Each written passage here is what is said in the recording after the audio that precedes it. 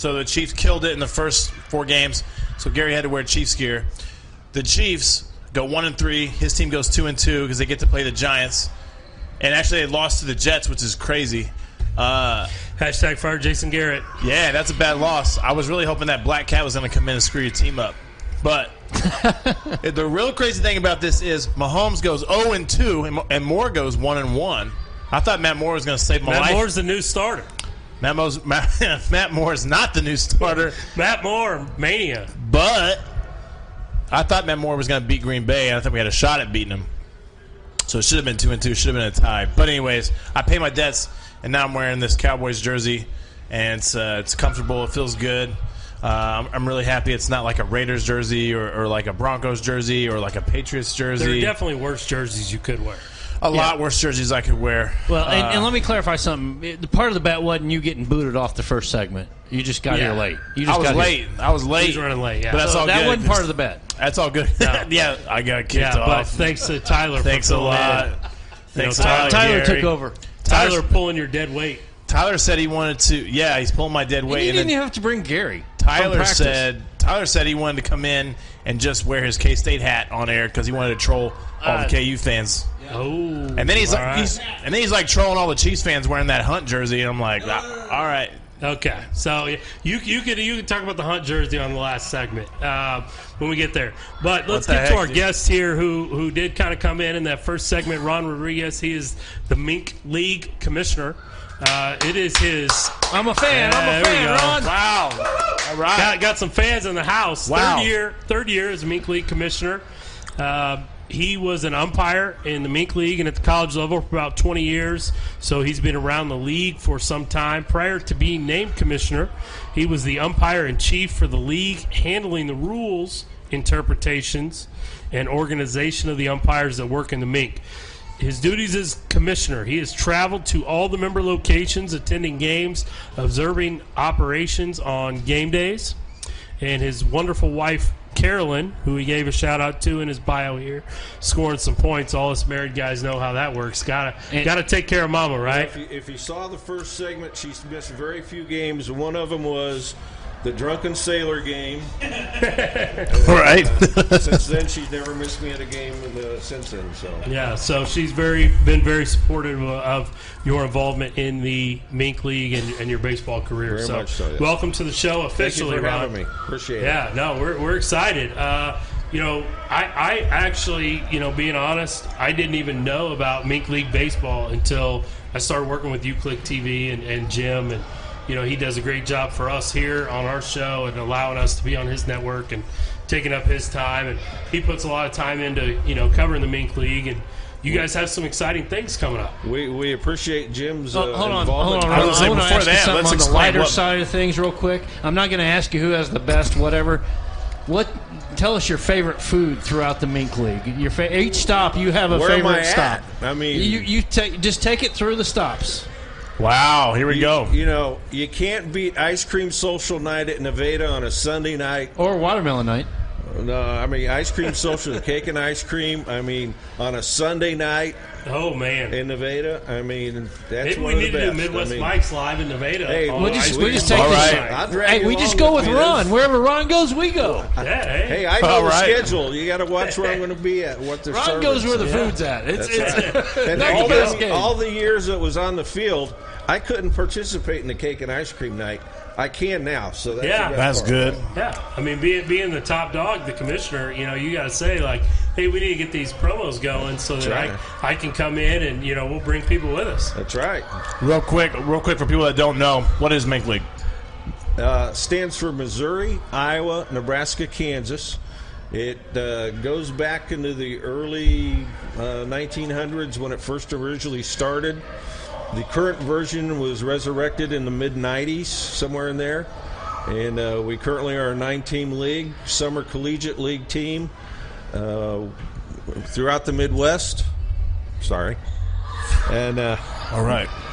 Now we hear promote college players in the communities that we're in. And the communities, as Chris was saying, it's a fun place to go.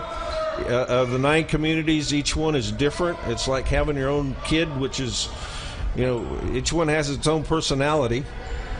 We go from a place like Clarinda, Iowa, which is about 30 miles north of Murrayville, Missouri. This is our 66th year in operation as a franchise, so to speak. They go way back.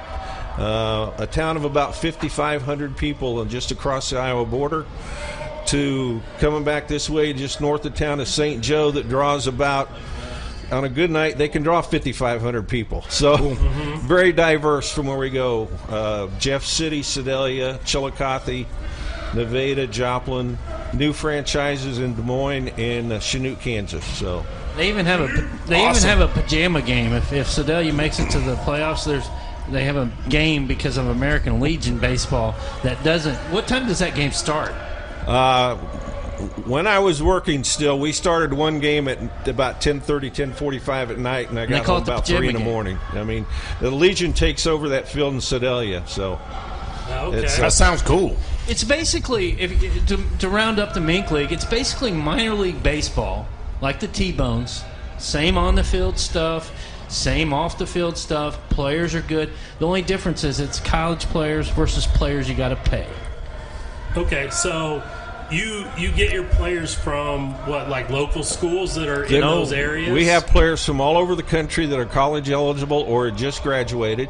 And outside the country. Our teams are allowed so many number of just graduated seniors. They recruit by the coaches. Some instances like Clarinda has generations that have played there now in 66 years. You know, fathers, sons, and now grandsons possibly Ozzie playing Smith. there. Ozzie Smith played there. Oh, wow. If you go to Clarinda, there's a big wall of players that have played there, very notable names. Chris and I, from the umpire side, Kerwin Danley played there, the umpire. So, who was the Chillicothe player that played for the Orioles? Was it Baltimore? Caleb Joseph. Caleb Joseph that recently played with Chillicothe. Mm-hmm. There's another pitcher that played with Chillicothe that's in the big leagues now. Several of them that have, and then have went on to play T-bone type independent ball that have went on to play. So, well, it sounds like it's some pretty good baseball. Trevor Hoffman played at Nevada at one time. Yeah. Okay, that's a name I've heard, and I know that that it sounds like some pretty good baseball. It's great baseball, very competitive baseball. I enjoy. The T-Bones are a lower level team. Independent baseball. I don't mean lower level, but independent baseball. And I enjoy going to those games. I mean, is it that type of atmosphere at the Mink League games? Very much so. That type of atmosphere. There's things going on tailored to that community. Chillicothe has their own thing going on. They're called the Mudcats. So they have their little mascot, Muddy the Mudcat.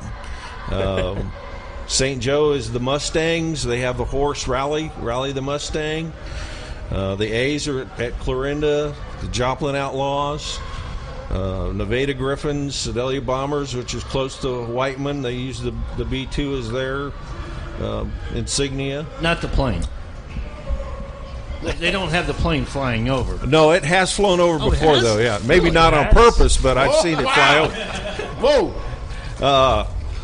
And Jefferson City has their team, and then Des Moines Prospects is the newest team.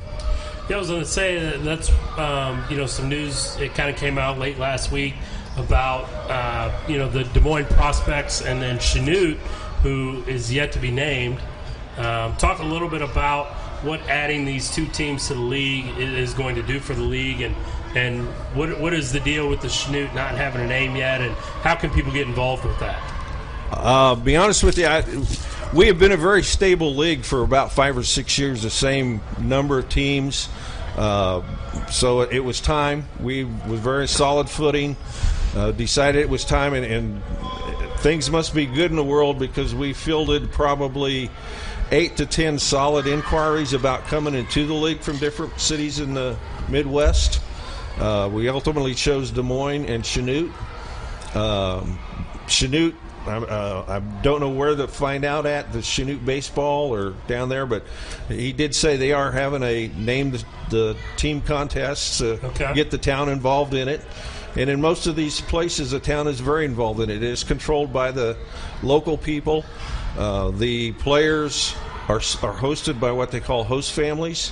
They stay with a local family for the summer, and some of them make lifelong friendships. And let me ask you, if you become a host family, make sure you get in real good with the person that takes care of the host families.